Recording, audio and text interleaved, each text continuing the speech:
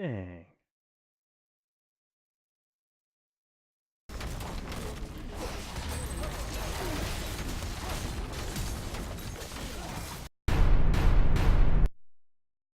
YouTube, what's going on, guys? How you doing? I am Troll Builds. This is my first video I got going out for you guys. Basically, my whole content is going to be based on doing things that are a little out of the ordinary, whether it be making different types of builds or approaching the game differently. That's basically my whole concept. This video in particular is me trolling a couple of my buddies in a flex game. They didn't even know, but I went the entire game without auto-attacking an enemy champion or doing any damage to an enemy champion. And that's basically the entire point of this whole channel, is to give a broader opening to the game on how people can approach it. You know, I feel like there's kind of a set way, and I understand that there's the meta and how things should be done. But I think there's also room for growth and improvement on how you approach the game. And that's centrally what I'm going to be focused on. If you guys have any comments or suggestions about my videos or anything, just leave a comment and I will get back with you. Well, thanks guys. I hope you enjoy the video. So for my runes, I took Fleet Footwork to help sustain in lane. It gives me some life back every now and then whenever I auto attack after I build up enough stacks. I took Overheal, Alacrity, Coup de Grace, and on the Resolve tree I took Demolish to help take out towers, and then Revitalize to help with all the healing I'm going to get from lifesteal and the minion deaths around me. King of Trolls coming through. Enemy has been slain.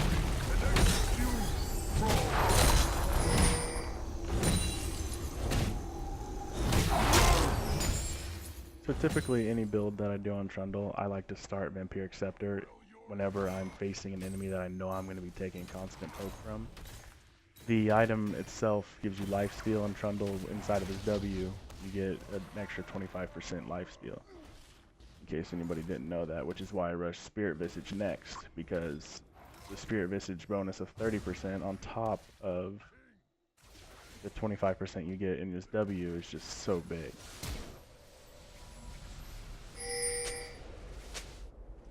The trolls are going to war! It was at this moment that he knew. He fucked up.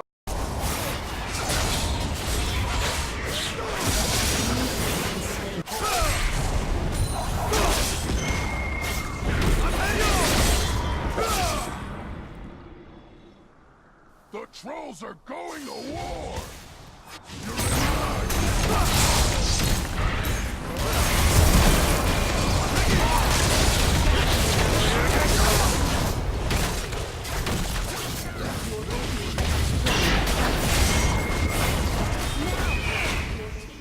I was looking for something that was going to give me a little bit more damage, which is why I started building towards my Trinity Force.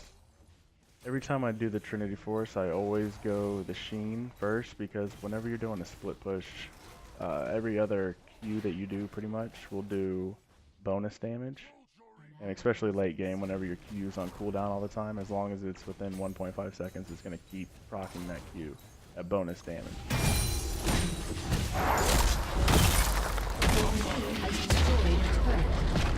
Nope.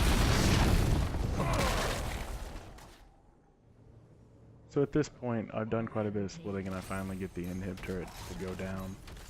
I end up dying for it, but I personally don't mind dying for an inhib turret, mostly because I feel like it opens up the game for so much more control over what you want to happen, because you don't have the tower pushing back on your minion waves. So whenever you get a wave pushing up top, they can't just let it run into their inhib, or they're going to lose their inhib, obviously. So whenever you're split pushing bot, it allows you to have more freedom because they're farther away, and because you know that they have to go up there eventually once you get the wave pushing in the right direction.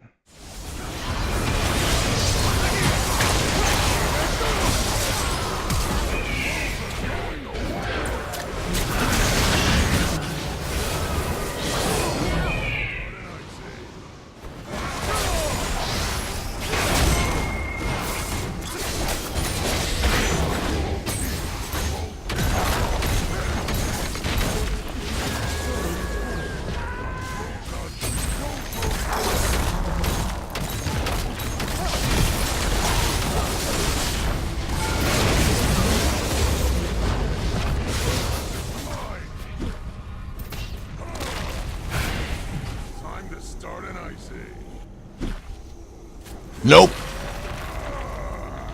The Freljord is mine. Your team has destroyed an inhibitor. Time to start it.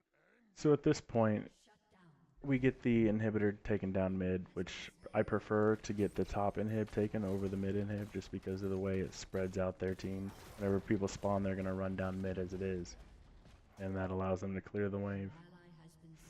Here I notice nocturnal ults, which I know means that none of them have vision, so I can try to clear this as fast as I can and do as much damage to these turrets as I can possibly get out. You notice I flash after he does his Q, so that way he doesn't follow me.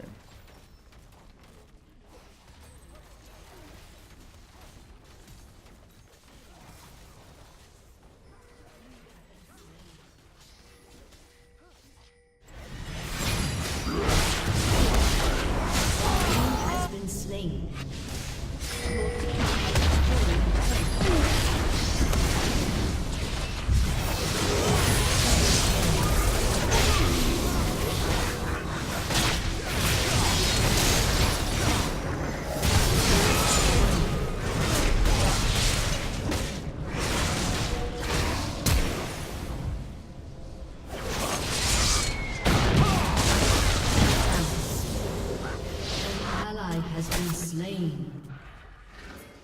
Middle inhib is open, and we got supers pushing with Baron buff. I TP top to avoid any confrontation and get the other waves pushing as well.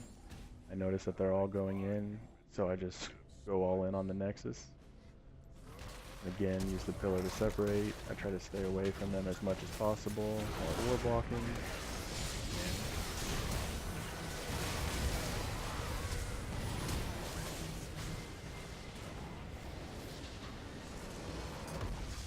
Well, that pretty much does it. That shows my game where I trolled my buddies. They got quite a kick whenever they checked out the in-game report, which obviously I did pretty good. Looks like 0 damage, and actually, what the f...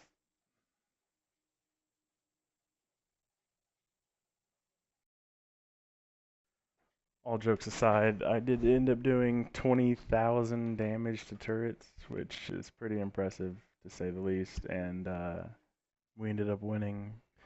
Come to find out, Trundle's pillar actually does 1 damage, anywhere from 1 to 15, and I was not aware of that, or I would have played completely different. But I hope you guys enjoyed the video. I will be rolling out a lot more content. Just let me know if you guys have any suggestions on different types of builds or different strategies to do, and I will definitely consider it.